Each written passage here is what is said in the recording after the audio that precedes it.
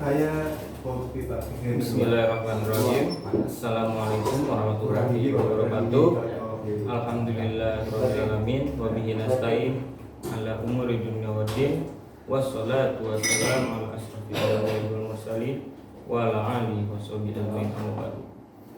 Yang terhormat kepada Bapak Dr. Andes Dedi Supriyadi yang mampu mata kuliah filsafat pendidikan Islam. Saya selaku Muhammad Iqbal Fitli dari 6D ingin mempresentasikan dengan judul konsep pendidikan Islam menurut Nawawi Al-Batani. Berikut adapun tinjauannya. Yang pertama yakni tujuan pendidikannya, kurikulum, metode pengajaran, serta kode etik pendidikan. Kita akan membahas tentang tujuan pendidikan dahulu. Jadi tujuan pendidikan itu menurut Imam Nawawi di sini tidak lepas dari tujuan peserta didik dalam menuntut ilmu, yaitu ketika niat dan tujuan kamu mencari ilmu itu hanya untuk semata-mata Allah Subhanahu wa taala, maka kamu akan mendapatkan hidayahnya.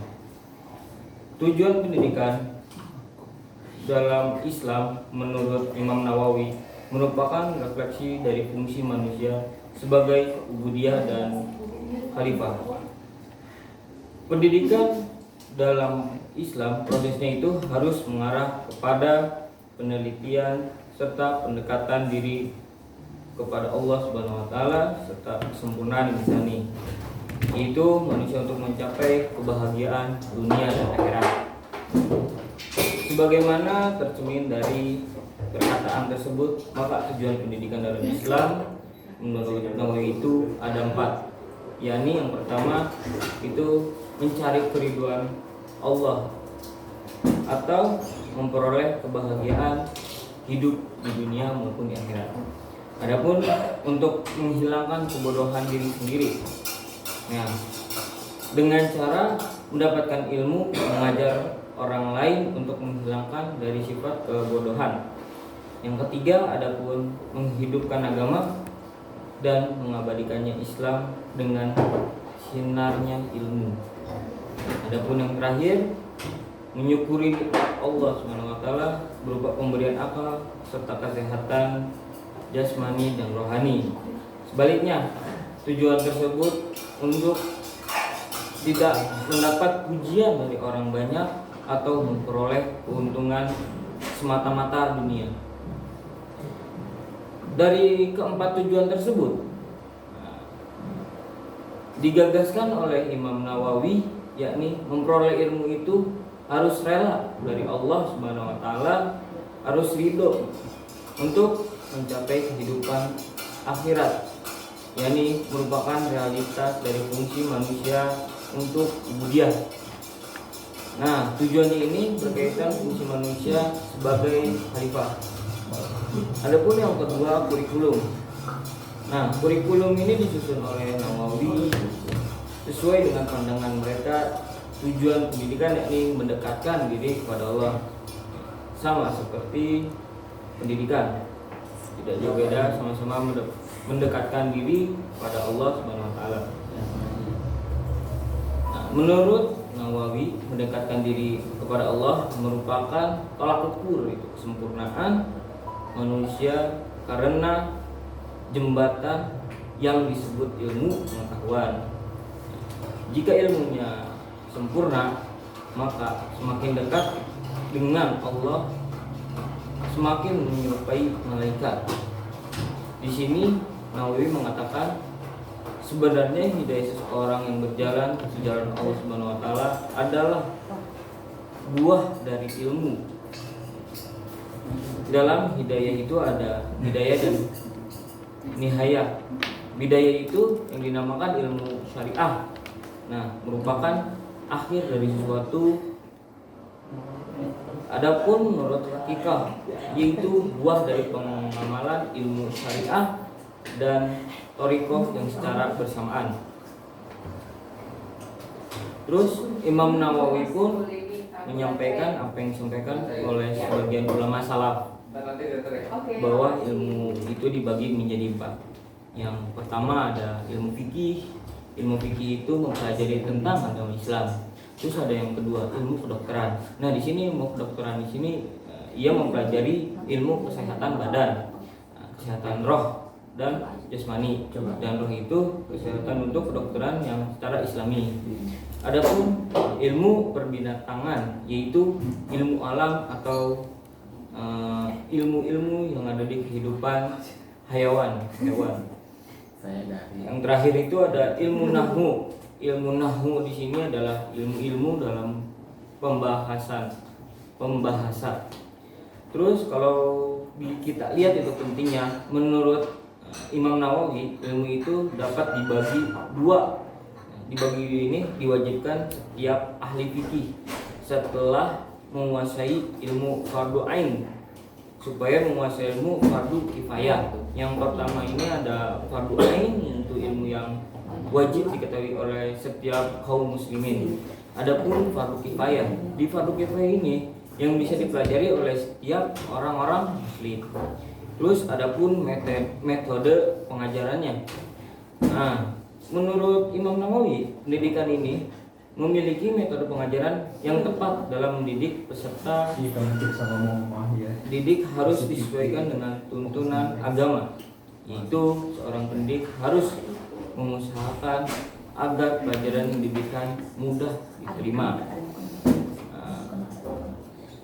Dalam metode ini yang cocok digunakan untuk peserta didik seperti memilih waktu yang tepat, materi yang cocok, pendekatan yang baik, efektivitas penggunaannya, serta metode sebagainya.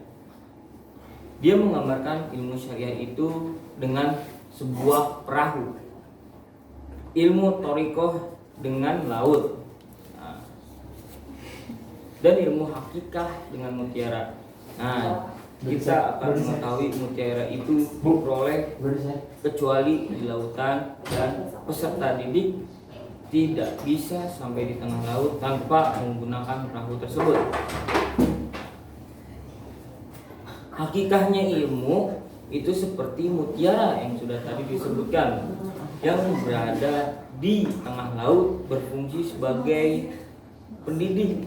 Nah, menunjukkan jalan kepada peserta didik untuk meraih mutiara tersebut. Adapun yang terakhir adabul muta'alim. Adabul muta'alim di sini kode etik pendidikan. Pendidikan di lembaga pendidikan sekolah disebut dengan guru, baik guru taman kanak-kanak, guru menengah atas, guru menengah pertama, kiai di pondok pesantren, dan lain sebagainya. Nawawi dalam bukunya mengatakan dengan mengutip sebuah hadis Nabi Muhammad SAW yang Nabi Muhammad ini SAW sini bersabda, satu hal yang aku lebih sukai daripada ibadah puasa yaitu sholat 1 tahun. Sholat 1 tahun itu mempunyai ilmu dan mau mengajarkannya. Ia juga mengatakan ulama itu orang yang mempunyai ilmu dan mengamalkannya itu guru. Nah, mereka menjadi penerang bagi kehidupan manusia di setiap zamannya dan sebelumnya. Amal sedikit yang disertai dengan ilmu itu akan lebih memanfaatkan daripada amal banyak dengan tanpa ilmu. Sampai Umar bin Khattab di sini mengatakan meninggalnya 1000 orang yang malam mengerjakan sholat dan siang berpuasa itu lebih ringan daripada ditinggal mati seorang yang tahu tentang perkara yang dihalalkan ataupun yang diharapkan oleh Allah Subhanahu wa taala. Adapun nah, di sini kita bahas nih. Apabila kamu termasuk orang yang mempunyai ilmu, maka adabnya itu orang yang mempunyai ilmu pendidik, adabnya itu di situ ada 4. Yang pertama yang harus kita ketahui, menerima setiap murid yang mau belajar dan bersikap sabar ketika murid tersebut bertanya, ketika mengajukan persoalan. Adapun bersikap bijaksana dalam penyelesaian semua perkara. bersikap menghargai murid di ruang pembelajaran dengan cara menundukkan kepala serta pandangannya. Adapun meninggalkan sikap takabur terhadap murid yang menunjukkan kezalimannya. Baik, saya akan membacakan kesimpulannya. Di sini menurut Imam Nawawi, kata al-tarbiyyah itu lebih sempit maknanya daripada kata taklim. Nah, mengenal kata ta'dib itu disinonimkan dengan kata taklim. Hanya penekanan kata ta'dib lebih kepada pendidikan budi pekerti, yakni akhlak, yang menunjukkan kepada arti taklim. Dalam pembahasan masalah ilmu, Nawawi itu membagikan dua bagian yang disebut ilmu fardu ain dan ilmu fardu kifayah, yang diperinci lagi menjadi subbagian yang tadi sudah kita ketahui. Ilmu fikih di sini mengajarkan tentang agama Islam, terus ilmu kedokteran sini kesehatan badan, ilmu perbinatangan, yaitu ilmu alam atau kehidupan manusia, yang terakhir ada ilmu nahwu, ilmu bahasa. Nah, di sini pun merujuk dari apa yang sudah tujuan dan fungsinya. Menurut Nawawi, mengantarkan manusia sebagai khalifah di bumi dan dunia. Maka dalam metode pendidikannya itu mempunyai konsep terhadap waktu dan metode pembiasaan. Terus maka hakikat pendidikan taklim menurut Syekh Nawawi itu mempunyai pengertian yang pertama, yakni pendidikan taklim. Pendidikan taklim di sini terbatas pada transfer, tetapi juga mencakup transformasi. Terus adapun hakikat pendidikan taklim, yaitu mencakup pertambahan, perbaikan, mengurusi, menjaga, serta memimpin. Sekian dari saya, Muhammad Iqbal Fikri, kurang lebihnya mohon maaf. Terima kasih. Wassalamualaikum warahmatullahi wabarakatuh.